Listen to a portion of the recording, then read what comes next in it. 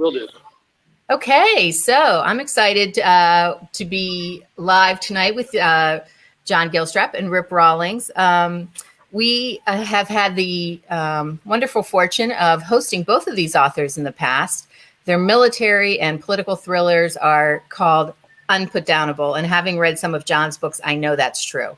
But welcome to Rip Rawlings and John Gilstrap. Assault by Fire by, whoops, I'm not good with that, is by Lieutenant Colonel Hunter Ripley Rip Rawlings IV, was just released last month and is the first book in a new series featuring Tice Asher. Assault by Fire brings together insider military experience with riveting suspense as special ops fighters must foil a surprise attack on American soil in a daring novel fans of Brad Thor and Tom Clancy, and I'm sure John Gilstrap, will love. Rawlings was a Marine Corps infantry and reconnaissance officer with over 23 years of active duty service and a veteran of combat with over 10 tours to Afghanistan, Iraq, Saudi Arabia, and North Africa, to name a few. His last assignment was Quantico Marine Base as the warfighting department head for Marine Corps Command and Staff College. Rip will be in conversation with John Gilstrap, the New York Times bestselling author of 19 novels, including the Jonathan Grave thrillers Against All Enemies. One of his Jonathan Grave thrillers won the International Thriller Writers Award for Best Paperback of 2015. John is an expert in explosive safety and former firefighter, and is a super nice guy who is always willing to share his knowledge of explosives and guns. I have heard him talk at length with groups about that. John will be launching a new series in February 2021 with Crimson Phoenix. Oops, there we go. A Victoria Emerson thriller. So quite a change for John. He actually will be continuing the Jonathan Grave thrillers, so he'll be having 2 thriller series going on. So welcome to Rip and John. Great to be here. How do you two know each other? Because it sounds like you've met before. Lobby lizards. we run into each other at various conferences and that sort of thing. In fact, didn't you have a cavalry hat on at BoucherCon, like an army? I did at BoucherCon. It was okay. No, not Army, Marine Corps. But no, you're right. It was Halloween for BoucherCon, and I was aghast that it was about 4 of us actually wearing any kind of Halloween attire. But I had a kind of a goofy cavalry hat on. But okay, is there a Marine Corps Air Cav? No, so we have Marine Corps Reconnaissance, which is what I did. So Marine Corps Reconnaissance takes its, our history doesn't go back quite as we don't have the same cavalry mindset that the Army does. But I think when we're fighting in combat, we sure do. So we trade a lot of secrets together, and we go to each other's schools, and we teach each other, better how to be better reconnaissance officers. So I got my I got my silver spurs in Cavalry Leaders Course, the Army Cavalry Leaders Course. And then I got my golden spurs anytime you go to combat with the cavalry unit. And when I was at Armor Captain's Career Course, which is also an Army school, they have 4 top graduates, and Marines took 3 of the top 4. So Marine cavalry officers do pretty good against our Army counterparts, I have to say. So maybe we could start out with you telling us a little bit about your new book, Assault by Fire. Rip? I'd be thrilled. I got to say, I'm thrilled to be here with John, first of all. So I've read John's books for many years, and it's very exciting to be interviewed at the same time as John. And of course, as he just mentioned, we've been to a few conferences and had a chance to hang out with the same folks and that kind of thing. So that's a real pleasure. So the book, Assault by Fire, well, first of all, one quick item. It's the Marine Corps birthday today. So it's the 10th of November, and 10 November 1775, my Marine Corps came alive by a resolution of Continental Congress in Philadelphia, PA. So in Ton Tavern, by the way. So I am in a tavern right now, and we're not doing Zoom, and I thought we were doing Zoom, and I have a very snappy, nice-looking background in my study with a bunch of books and things. So I'm in a bar right now, and I don't have a background. There's an exit sign. Yeah, so is John. John, too. See, we're birds of a feather, that's for sure. Kindred spirits. That's right. And tomorrow is Veterans Day, so happy Veterans Day to everybody. So Assault by Fire is my first solo series. I did Red Metal with Mark last year, which did very well, and we were very excited by it. Assault by Fire is, I hope, an interesting book for everybody. It's a cross between Red Dawn and The Dirty Dozen, and it takes place right where I am right now, which is here in West Virginia. And it's a series that poses kind of the same as Red Dawn does, the what happens if Russia attacks. And I won't go into exacerbating detail, but having spent a fair amount of time in the Pentagon, I think we have a tendency to believe that Russia never will. And really, Russia is always watching. And I think if Russia had a chance, Russia sure as heck would. So that really is the first premise of the book, which is what if Russia does? And that is an invasion. And so the main character, a guy named Tice Asher, as you just mentioned, is a combat veteran. He lost his leg in Iraq, and right near where I was fighting, right near Fallujah. I'm sorry, Al-Qaim.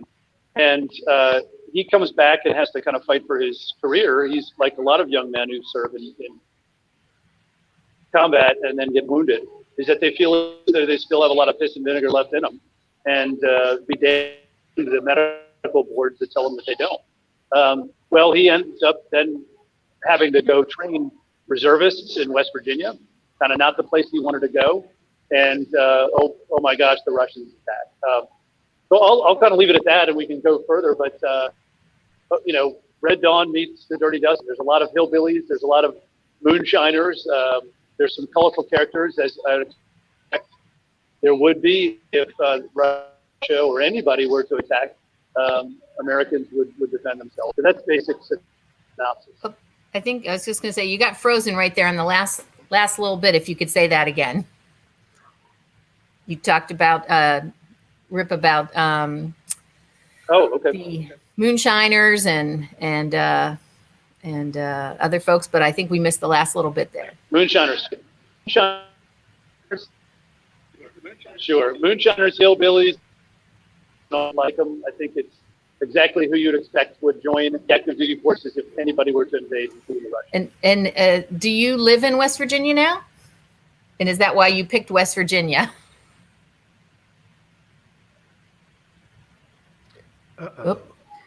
Yeah. Well, no, it's the book forced us into West Virginia. So we're kind of okay. It's like maybe a little bit of problem. It's funny because when we did our test, everything was working great. Somebody else is sucking up your bandwidth there at the bar.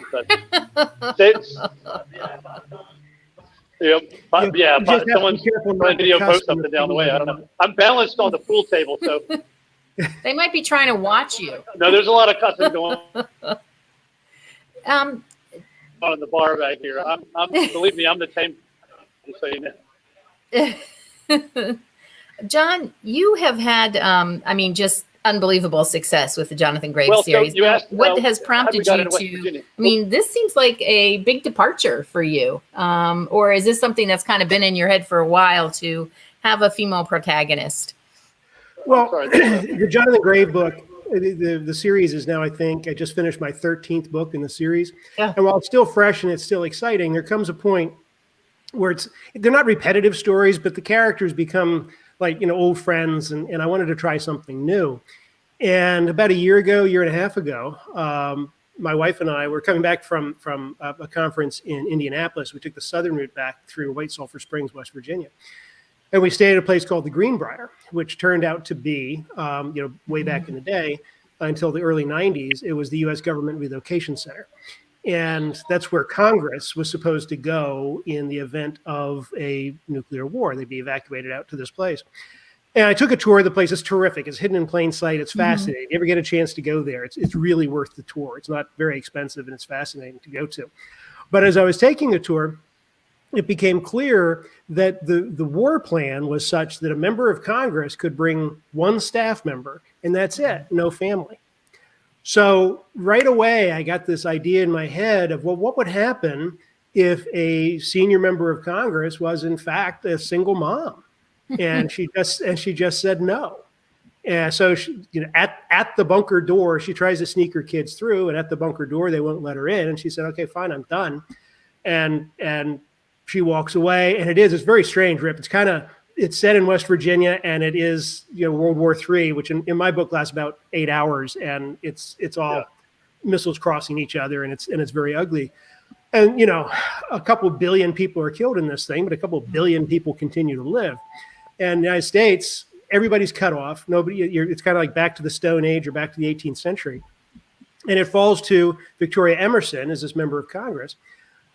She just wants to reunite with her kids. She's got one that's at a military school out in the mountains, and she's got her two live with her in Arlington, now in West Virginia.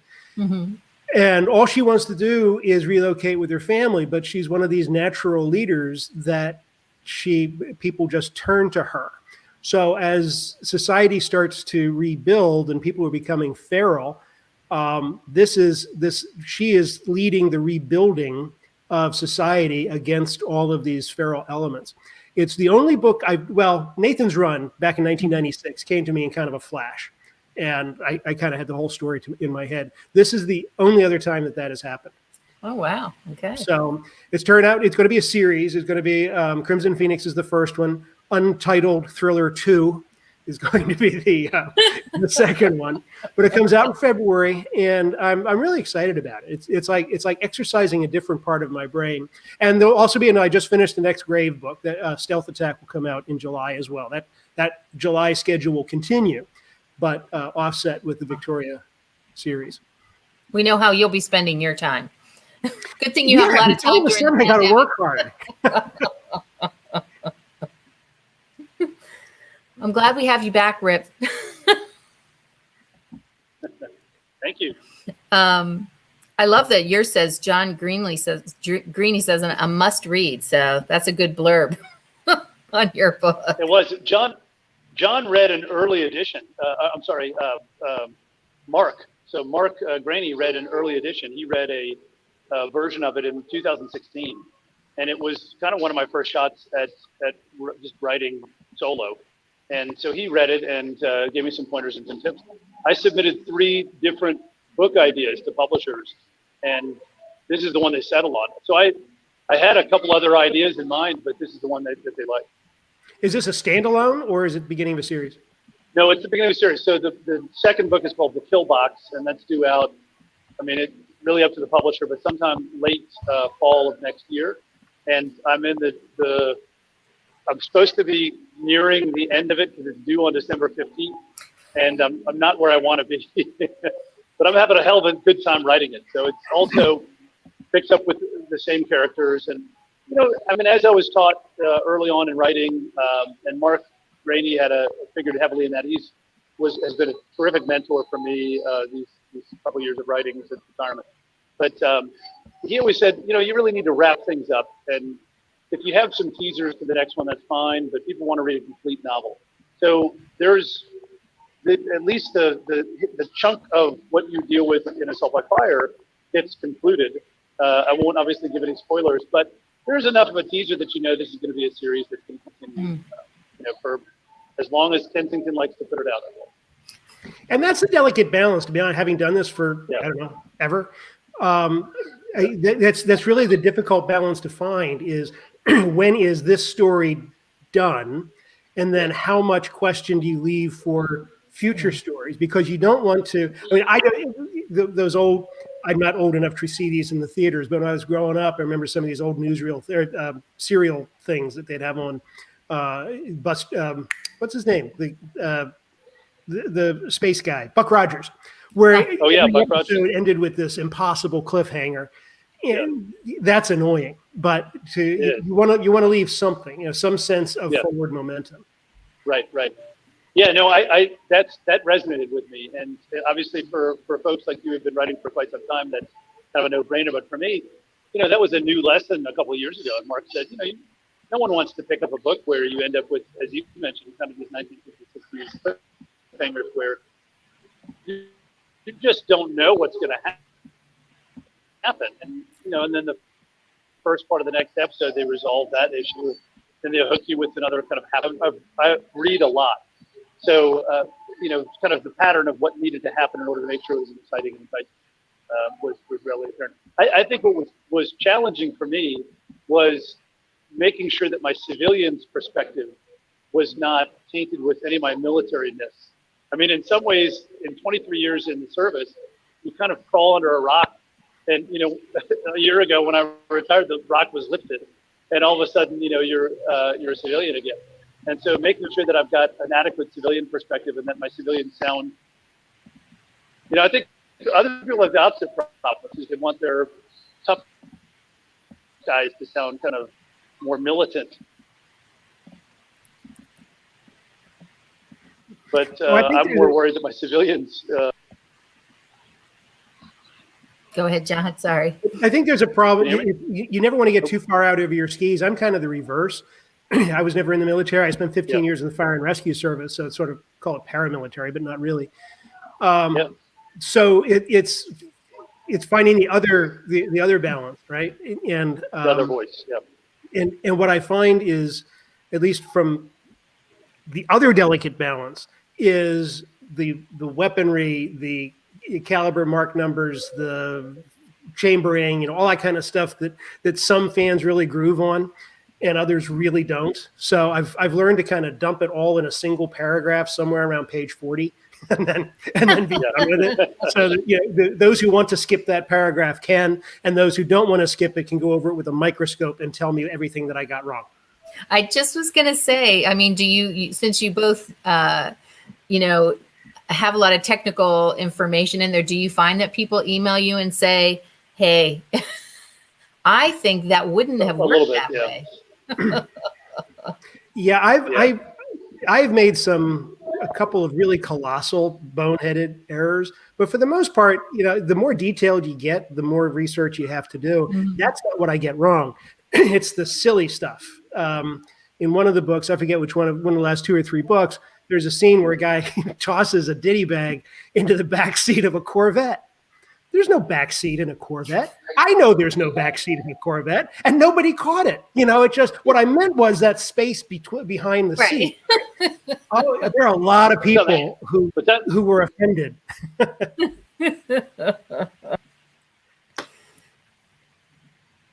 John, I know you're in a writers group, and also, obviously your wife. Are any of them like your beta reader to kind of have the other point of view different from your point of view? And it would be the same thing for Rip, but do you have somebody who's kind of your counterpoint, like your civilian, to make sure that you're not overly technical or not missing some subplots or something that might be going on below the surface? If I'm in doubt, I've got very specific people. I got friends in hostage rescue team and SEALs and the special ops thing. They're great guys. They're great friends, and I can send them stuff. I don't send them a whole book because that would be friend abuse.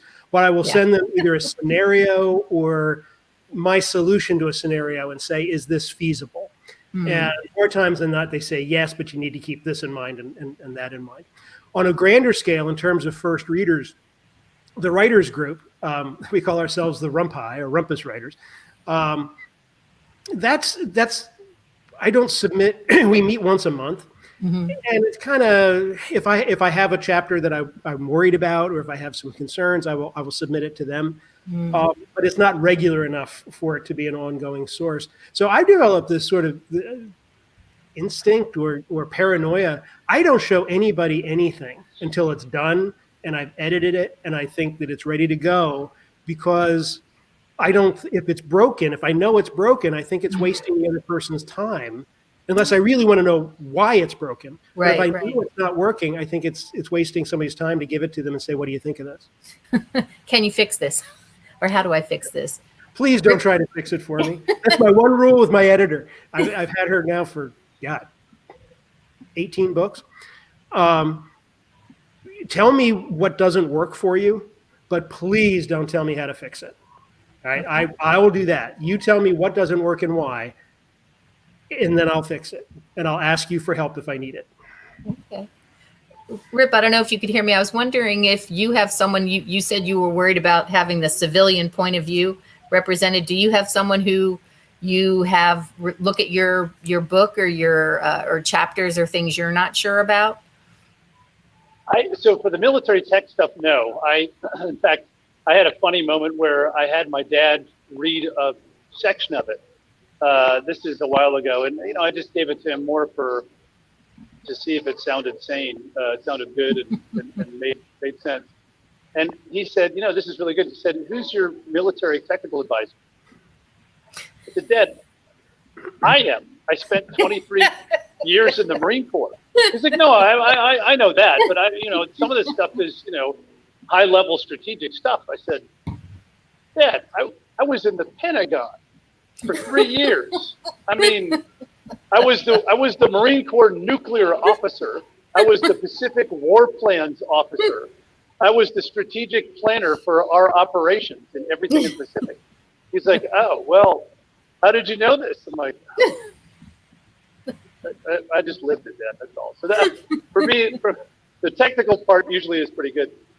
No, it's funny because I was in one of our writers' conferences. John and I both go to these writers' conferences that I love very much. I learned from folks like John. A lot of folks have been writing, and there are some famous writers like John and others that are there all the time, and they're very, very quick to mentor and help, which is very nice for me as a junior writer. But I went at ITW, the International Thriller Writers Conference, they have these seminars you can go to, and so you can kind of look at it's like any big conference, I guess. You can look and say, "Oh, I want to go to this and that and that and that." So you can pick and choose kind of which conference or which of the seminars you want to go to. So I went to one, which was how to write a good love scene. And you can see where this is going. I went in and I was the only guy. And I was nonplussed. It was like, okay, who cares? I mean, I'm here to learn, and if I'm the only guy here, then no big deal. So I sat in the back and I took notes and I listened and I was, switched on, and it was all mainly romance writers, and very good ones, in fact.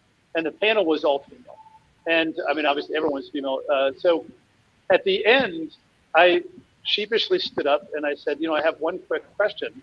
How do you write a romance scene from the opposite sex's perspective? So obviously for me, that would be writing as a female, in a romance scene. How do you then write as a male? You could hear a pin drop. All the ladies turned around to the one male voice who'd been sitting in the back, kind of sipping coffee and listening and taking notes. And they just stared at me for a minute like, holy cow, who is this guy? And so one of them, very nicely, I won't mention who, says, well, you can start by using the 12 ways of sensing. And I said, okay, there are 12. They said, yeah. I said, don't tell my wife. I don't know, this is really bad. So I made a total fool of myself learning how to write romances, but it was a huge benefit. Of course, I made, as you would expect, by humbling myself and going into the lion's den, the lioness's den, as it may be. I've made quite a few friends who I keep in touch with, who are female authors who write very good literature and have helped me and coached me, where I would say, I have a female who, I was in the infantry and reconnaissance forces, so I wasn't even around women in the military, because in the Marine Corps, when I served, now there are females integrated in most of what we do. But back then we had no female infantrymen and no female reconnaissance men. And so, it was a boon discovery to go in. For me, going into this spot was a gold mine, because now all the ladies help me with stuff all the time. Let's not bury the lead here. Wait, there are 12? There are 12, John. There are 12. Okay, you gotta go look them up, man. You're gonna make me memorize them? Well, it starts with seeing. So it starts with visual, where you see. But the way that they taught me it, and you can look them up because they have them listed. Don't make me enumerate them. I'm not. Don't make me. It's the Marine Corps birthday, John. Don't do this. Give me some shred of manhood. It's funny, John. We were asked in Red Metal. I've been asked over and over again by former Marine Corps buddies, "Hey, this is a great book. We really enjoyed it. A lot of action, a lot of shooting. Who wrote the sex scene?" I'm like, oh my God. So don't do it to me, John. Don't do it. So I don't know. Go look them up, John. If you don't know the 12 ways, I'm not going to get. You need to go to ITW like I did, and you need to go in the back of the room and humiliate yourself and learn all 12 ways.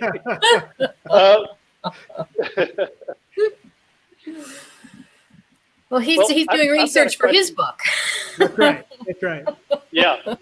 Well, you know what's interesting, John, is you and I both have a character named Victoria. So you have Victoria in your upcoming book. So in Crimson Phoenix, Victoria Emerson is the name of your title character. The second character is Victoria Remington in my book, Assault by Fire. So we've got more than one thing in common. We've got two Victorias in our life, who our wives need to know about, I think. Yes. Especially if you're going to be writing sex scenes with 12 points of contact. So that's right. But no, it's not just contact, John. That's it. See, you're already off. Senses, right? Senses? Was that it? That's right. That's right. Yep. Yeah. There are jokes to be made there, but well, can there's you hear a lot the of good filters jokes falling in there. in place? You know, I see a whole different turn for your next book. John, I'll turn the tables and ask John. John, do you have any? I'm not going to say sex scenes, but do you have any love scenes? I mean, imagine. I love the way that you describe your character. Victoria Emerson sounds very intriguing already as the woman who shows up at the door of the Greenbrier. Of course, I know very well. I'm glad I didn't use the Greenbrier in my book now, because I used instead right across the valley is the Omni Homestead. So my characters go up in the Omni. So both of our characters end up in resorts, and I mean, Omni is technically in Virginia. It's like 3 miles into Virginia from West Virginia. But John, how did you encounter, romance scenes and stuff writing from the perspective of a woman? Did you have any kind of inspiration that you were looking for? In 25 years, 22 completed books, only 21 of which have come out, I have never once written a sex scene. And that's why, not sex. I mean, just romance or a spark, even. I think that's very subtle.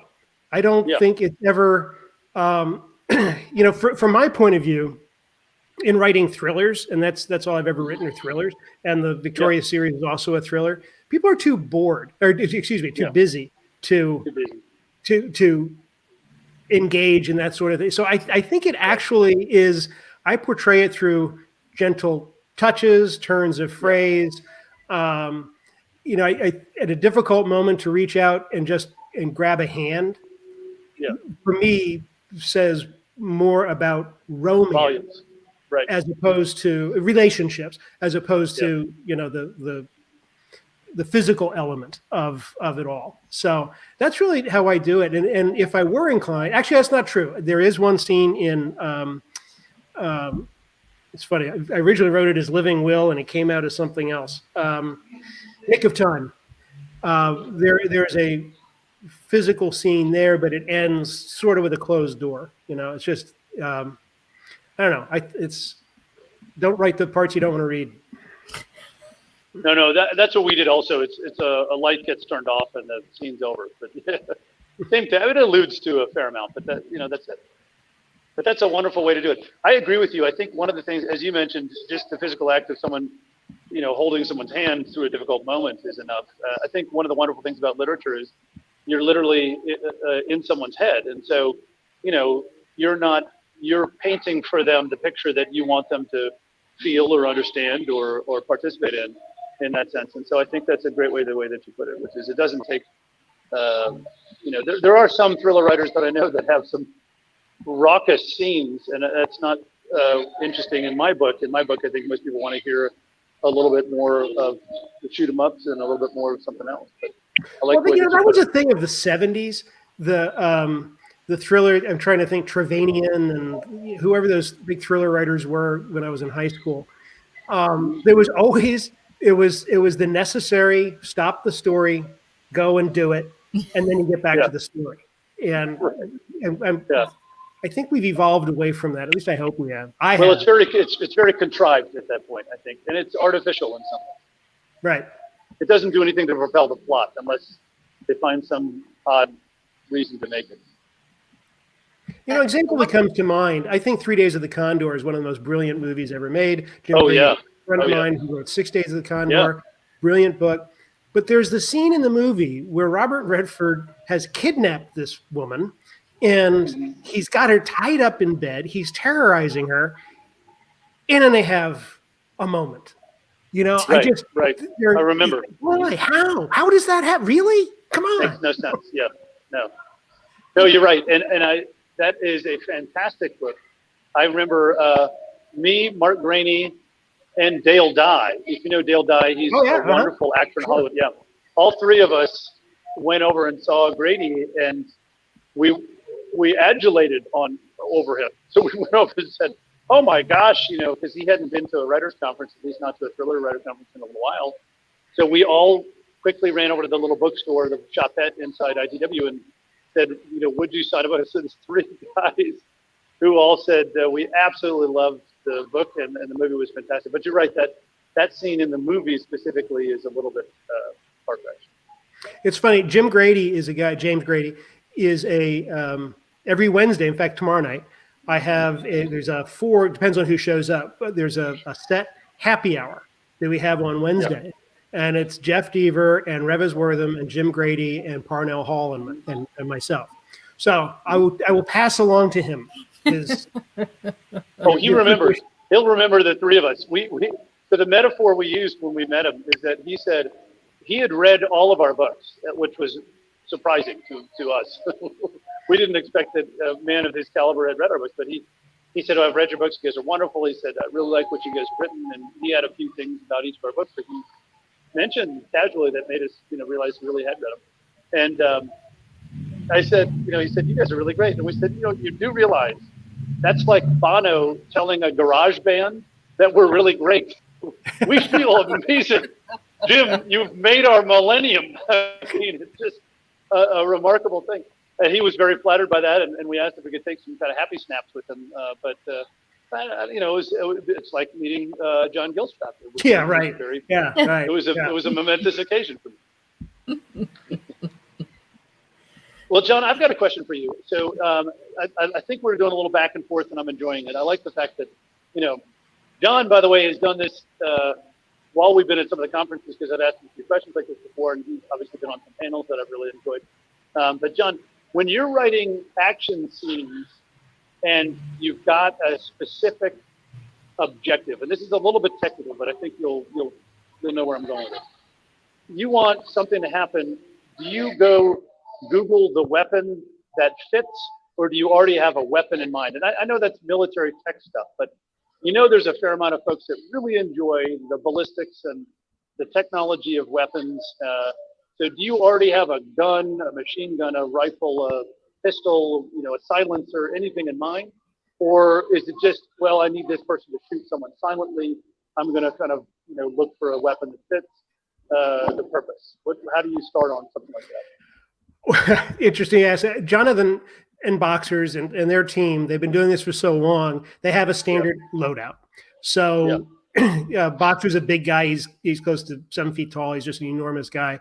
So he carries the HK-417, which is a 7.62 30 caliber hand, monster of a gun. Yep. But it's also on an AR platform. Jonathan carries the 416, which is now the M27 for the Marine Corps, right? So, which is so much easier to write M27 than HK-416. Right. And then, Jonathan's got a easier for our Audible readers also. So if there's something, and we know they carry K-bars, but if there's something special they have to do, we know that he's got a Ruger, I think it's an SR-22. It's for subsonic threaded barrel pump, really quiet shooting. So that's all been established in previous books. So at this point, from their point of view, it's just going to the library of what they carry. Standard. Bad guys, I will tend to give them some really cool stuff too. But I do have a rule. Yeah. Nobody shoots anything in my books that I have not shot. Oh, okay. That's a wonderful rule. I like that. Well, except for the nuclear me, that means I can in Crimson except the nuclear weapon. Well, so for me, that means I get to put up to 155 millimeter. So I think I'm safe. I'm going to use your logic and say I can't put it in the book unless I've shot it. So that means up to 155 millimeter artillery pieces. Well, do you ever go to the SHOT Show? Mark went 2 years ago and invited me, but I was still active duty and I was deploying, and it was I think my last deployment, and so I couldn't go. But I've envied the show, and I've watched, lustily as everybody's gone to it and posted neat pictures of all the latest gun tech. I'm kind of a semi-gun nut, and I have buddies that are absolute gun nuts. So if I have a technical question about something, I usually ask somebody, one of those gun nuts, and say, "Hey man, what's the muzzle velocity of this thing again?" Oh yeah, that's what I had to. Kind of like the kid who sits behind you in class who goes, "What'd you get for number 5? A C?" That's what I got to. Yeah. I think it was my 4th book back in 1999, 2000 maybe. I was writing. Scot Free was the name of the book, and there's this complicated scene. It's in the wintertime, and there's a sniper shot that has to be made. And I call a buddy of mine, and it was just beyond my knowledge of things. And he's a real gun king. So I called him, and it was beyond him. And he said, "But you know what? I know a guy. So let me put you in touch with him." And he said, give me his number. He said, no, let me call him first. So I said, okay. And about 10 minutes later, John calls me back and he said, "Okay, here's the number. Give him a call with the next half hour." So I call this guy and he answers the phone like 2399, whatever the last numbers of his phone number are. And I said, "Hi, my name's John Gilstrap. I know who you are. What shot do you need to take?" And I explained all of this, and he said, "Well, how much weight can you carry? What's your exfil plan? How long are you going to be there? What's the drop? All this kind of stuff." And I said, "This is fiction, right?" And he said, "They're always fiction." So I don't know who this guy was. And at the end, when I get technical expertise, I always say, "Can I include your name in the acknowledgments?" And he said, "That really would not be a good idea." So, okay. Yeah, well, John, I remember one time. John, I remember one time you came to the store for the Sisters in Crime, and you were doing a presentation for them, and you were we had you all set up in our children's section, and you were showing pictures, and you were trying to show the effect of different guns, and so that when people were discussing somebody getting shot, they would not. They would accurately convey what the impact of this weapon would be on a body. And, it was a Saturday afternoon. And as I said, it was in the children's section and you had photos. So there were some parents who came in who very quickly left, I think. I warned you. You requested that. I warned you. That was almost as bad as the crime scene cleanup presentation that we'd had the month before. So it was educational. So Rip, have you ever been to Writers Police Academy? No, I've heard of it, and I had, Sean, I'm failing on the name, but one of my buddies who's a former police officer has been and highly recommends it, just before ITW, right? Actually, I'm not sure. Well, it's these days, the calendar is completely screwed up. It's run by a guy named Lee Laughlin, who's a retired cop. And it's like a 5-day, you get up early. It's like 4:35 in the morning and you run till 10 o'clock at night doing all these things, but you get to shoot and drive fast cars. They have crime scenes that are set up and it's really pretty cool. Yeah. No, I love stuff like that. I did when I was at Marine Corps FAST, which is one of our groups, it's Fleet Anti-Terrorism Security Team. I got sent to a bunch of these really neat schools. One of them was a specialty school on how to deal with a principal. So if you have somebody with you who's a VIP, or you're leading men who are escorting a VIP, and you have to drive in civilian vehicles, how do you make sure that he doesn't fall into the kill zone? So it was about 10 days of high-speed driving, a tremendous amount of ballistics, hot wiring cars. I mean, it was pretty cool. It was we drove 100 miles an hour around a race track, and while shooting, and then you had to blow roadblocks out of the way. So my experience has been, and I think that suits what I'm writing about. So I think if I ever decided to do police stuff, that immersion that you mentioned, that immersion that I did for the racing, shooting, gunning, and driving type stuff was fantastic, and it certainly makes its way into my writing. But if I did any police stuff, I think I would do as you recommend, because for me those are instrumental. It's just any of that immersion is absolutely fascinating, and it colors all of your writing from then on, I think. So I mean, this specialty school sure did. Sometimes I'll take your advice. Like I'll definitely take advice. They did a course on handcuffing. How big a deal? Well, it's actually fairly nuanced. And then you end up spending 20 minutes in handcuffs, just kind of listening to the class. They are really uncomfortable. I mean, that is not something you want to do. So, even as a child of the John, 70s, I hope I didn't know that before. I was going to say, hopefully that's the only 20 minutes you've ever spent in handcuffs.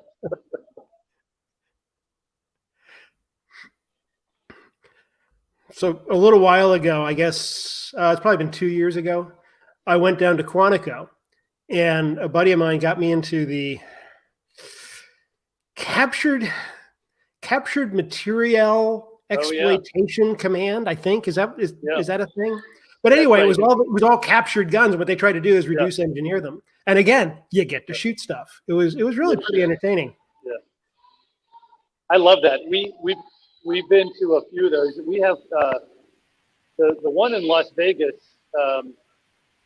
Nevada, is one of the best ones. It's at Nellis Air Force Base, and that's captured more equipment, but it's tanks and helicopters. So they've got a Russian Hind in there. They've got Russian T-72, which is a tank. They have all sorts of kind of heavy equipment. So I don't know, from small to large, I'm with you. It's kind of fun to mess around with military gear. The more people talk about research and not get in the weeds for new writers and that kind of thing, I think the more you understand, I think it's very difficult. I'll complete a sentence here.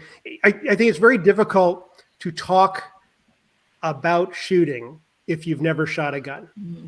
I think you either overestimate recoil or and people watch TV, God help us.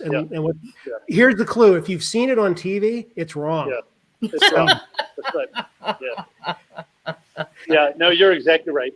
I find the same thing with military hardware, is that, whether someone is Army, Navy, Air Force, or Marine Corps, there is, there's things that service members know.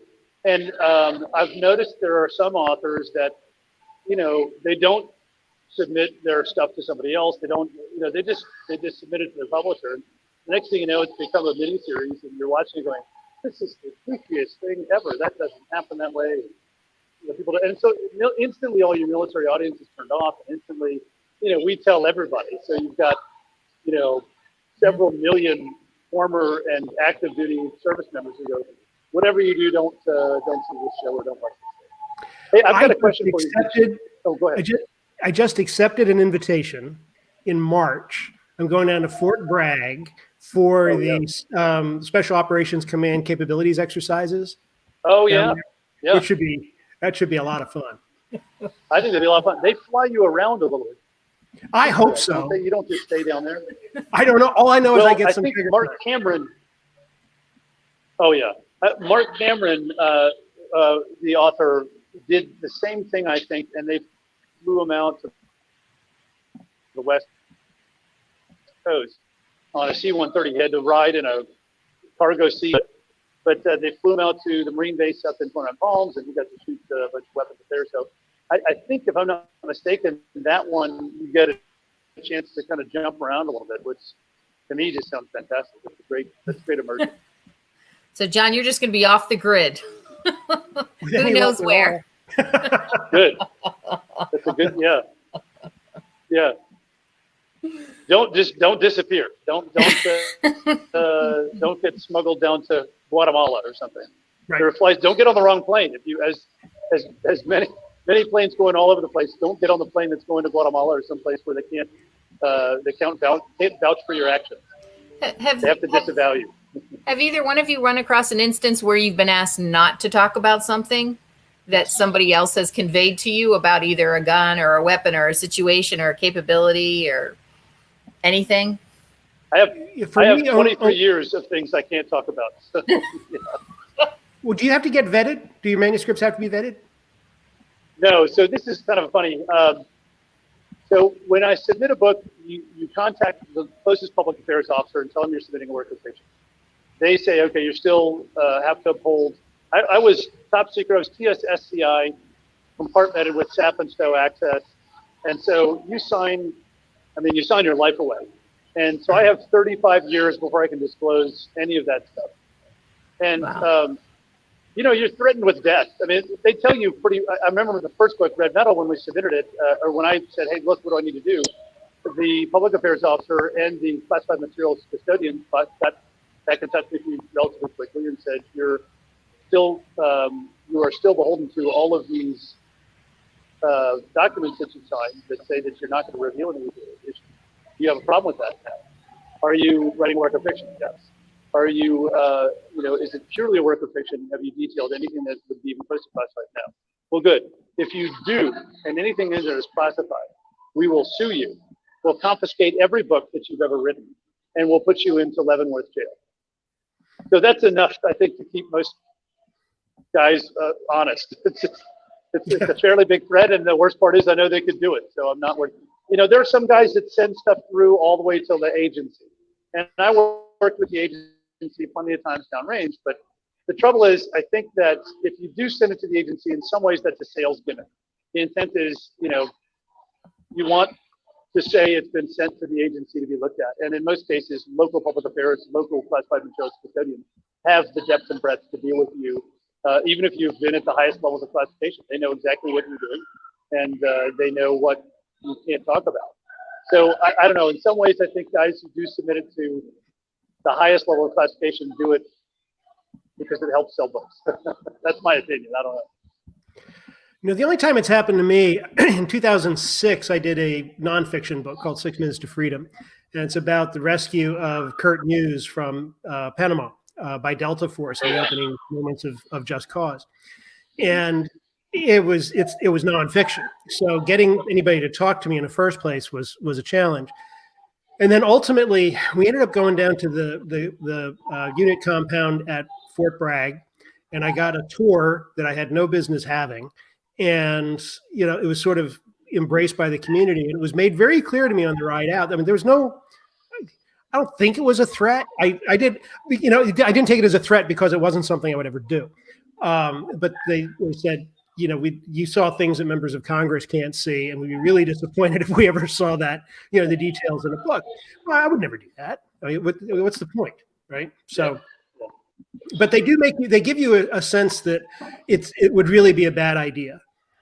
Yeah, well, John, you're exactly right, which is exposing classified material at any level is a danger to our country. And, having served loyally to our country for 23 years, and anyone else who's served or, is patriotic even, is that it's just why would you ever do it? Why would you, so that's the other thing that keeps any of that stuff from ever reaching the page, is that it's just not worth it to our country. Uh-oh. Uh-oh, she's muted. You're muted. Mute.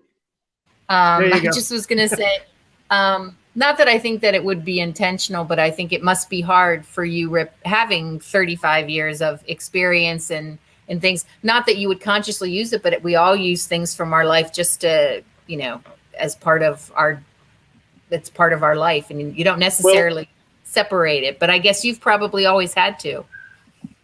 I've always said, quick correction, 23 years, not 35. So 35 years would be, I'd have a little more gray. My Marines used to ask me, I was gray enough, but they'd say, sir, where did you get all that gray?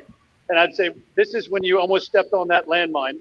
This one came from when we were in that firefight and you couldn't find any ammo. You remember that? That's this whole batch right here.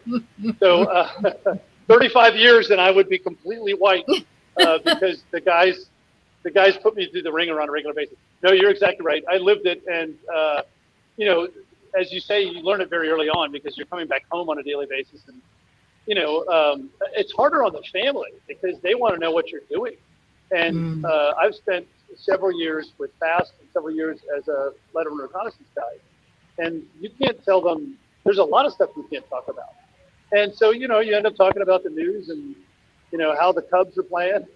So, I mean, I've got buddies in the agency who, we spend a lot of time playing pool and hanging out, drinking beer, and we don't talk about anything besides sports scores and how the family's.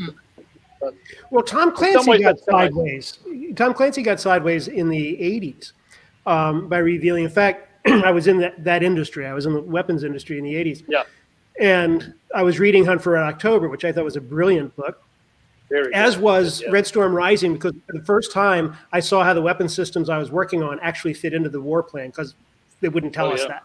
So, but I was reading in bed, and I had just been at a meeting in the afternoon that was classified top secret because of the mention of, it's not classified anymore, called the SOSUS network, which was a way you could track mostly submarines, but all ships as it goes across the sea. So here I am reading the book, and he talks about the SOSUS network, and I thought, whoa, something's wrong here. And he was investigated. He was able to show through public sources, Jane's and Aviation Week, and all these public source documents, he was able to show that our secrets are not all that well kept.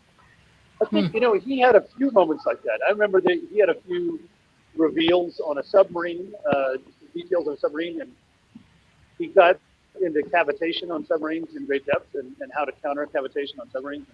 He had a fair amount of stuff that, as you mentioned, he just got from open source. So, open source is we're a democracy, and we believe in freedom, and freedom of the press includes, people talking about stuff. So it is funny, though, what you revealed, John, is that sometimes the military doesn't know that something has been revealed inadvertently, or they keep something classified because to them it's still a classified item, whereas industry might know all about it, and their aspect of it has never been classified.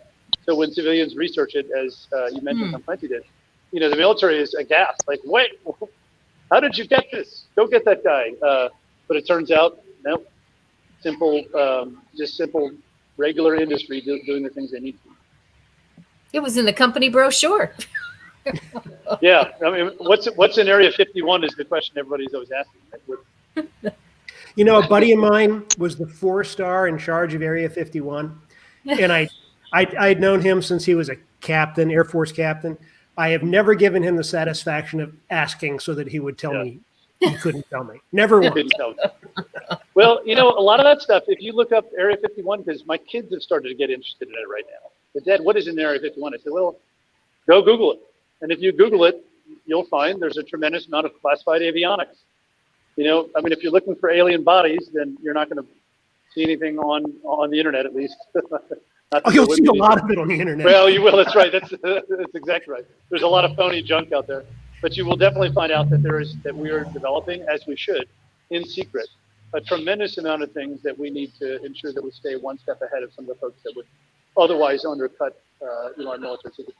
I mean, it's not hard to look over and watch China, Russia, and Iran, and North Korea to some extent, as they reverse engineer everything that we put together. So our state secrets, our military secrets, our industrial secrets are in some ways, fodder for them to develop their next step. I mean, why go through the research and development phase if America has constant slip-ups with its classified stuff? So I don't know. It's horrendous. Do you remember, John, when that was it a C-7? I can't. It was an AWACS that got wing clipped by a Chinese jet fighter and then landed, and it landed on a Chinese base, and they got satellite photos of it the next day, and the entire thing had been, maybe it was 2 days, but it had been dismantled and was laying out on the tarmac, from classified radios to radar stations to satellite uplinks to aviation material was all. Do you remember that? That tells me they're greedy for our stuff. They're really excited. It should also tell us that they're not our friends. They really aren't. As much as we'd like to have China and Russia be our friends, they really won't give us that chance. They won't give us that opportunity. Which makes for great literature. It does. It makes for great books. I tell people, the question always comes up, where do ideas come from? And I don't want to get into that because, they're everywhere. I always say, if you can't when the Soviet Union fell, the word on the street was the thriller is dead. And I look at it now, I think, oh my God, if you can't find a thriller plot now, then you never will. And what has happened was, I think for me, good guys always win is in my books, but there is a thread of paranoia that is sort of embedded in American culture about stuff that is secret. Have we really done what we said we're going to do? And I find all of that easily exploitable. And as long as you make it make sense, it works. And as long as it makes sense and it's fun, there you go. You've got the trappings of a good yarn, right? That's it. Oh, yeah. Well, and just as we kind of wrap up here, I want to say that during this, time where things have been so uncertain and we've been challenged with the pandemic, that people, are doing what I call comfort reading. And comfort reading is not what you think it might be. Comfort reading is reading what you love. I happen to love mysteries where a lot of people die or are psychologically tortured. That is my comfort reading. I think books. Remind me not to get on your bad side. I know. I think books such as yours are comfort reading for people. And I think one of the things that you just said is one of the reasons is because, good does triumph, in the books for the most part. The people that are the main characters are people that, are honorable and have a code that they live by. And that is something that is comfort reading for people. And like I said, I have seen that people are reading what they love to read, not necessarily reading as broadly as they used to, but for folks that love thrillers, man, you guys have got John's got a whole series out there, and Rip, you've got a new one and your previous one. And I think that I have to make sure these are on our thriller page in our gift guide so that people can get them for the holidays for themselves and for their friends. But I bet you probably never thought your books would be called comfort reading, but I think they are. Any last words? Say it that way. Any last words before we wind up from either one? No, I just, it's good. Go ahead, John. I just say, that these are difficult times come and go. We always get through all these difficult times. One of the things that is common to both of our books, and I think to thrillers in general, is that, people don't panic. They kind of take a deep breath. Yeah. You slog on and have faith that everything works out. And, that's what I'm doing. Right. And what an honor it is to be asked to come and speak. I don't know how many book events we've done together over the years, but it's always a pleasure to do another one. It is. Well, I'll echo the same sentiment, which is a real pleasure being here with you. And I love being with One More Page. We had a great interview with you last year when we did, when we had Red Metal come out. John, obviously, it's wonderful to hang out with you a little bit. As always, I always learn a tremendous amount, so this has been no exception. And the last thing is Semper Fidelis, and happy United States Marine Corps birthday, and happy Veterans Day to everybody. We're going to let you. Yeah, we're going to let you get back to celebrating that. Yeah. Since that's I'm in a bar right now. Well, yeah. Thanks everybody who joined us, and it will be up on our Facebook page and on our YouTube channel and on the event page, so you can go and catch it. One last question then here real quick from Mike. What's next for Rip Rawlings? Thank you. I have two books coming out next. The next one is called The Kill Box, which is a sequel to Assault by Fire. And then Mark and I have a sequel to Red Metal, which we've got a couple names floating around, and he and I are going to do, we tend to do kind of a fair amount of bar talk get-together. So he's going to come up in December, and we're going to do a few of those. So are those both in 2021 or one in 2021, one in 2022? Both 2021. Okay. You guys better get together soon and figure out that 2021 book. Will do. Ewan. Thanks so much. Sorry, Rip, I know you can't see this, but Mike Murray said he served under you in Iraq and he can't wait to see your books. I know Mike. Oh, tell him. I know Jeff you Fidel. can't see the Thanks, Mike. messages. That's why I said his name. So Oh, that's fantastic. maybe Well, after hello. after. Jeff Fidelis. All right. Thanks for tuning in, Mike. Thank you guys so much. It was great. And go back to your celebrating there, Rip. Thanks a lot. Will do. Good night. Bye bye. Good night.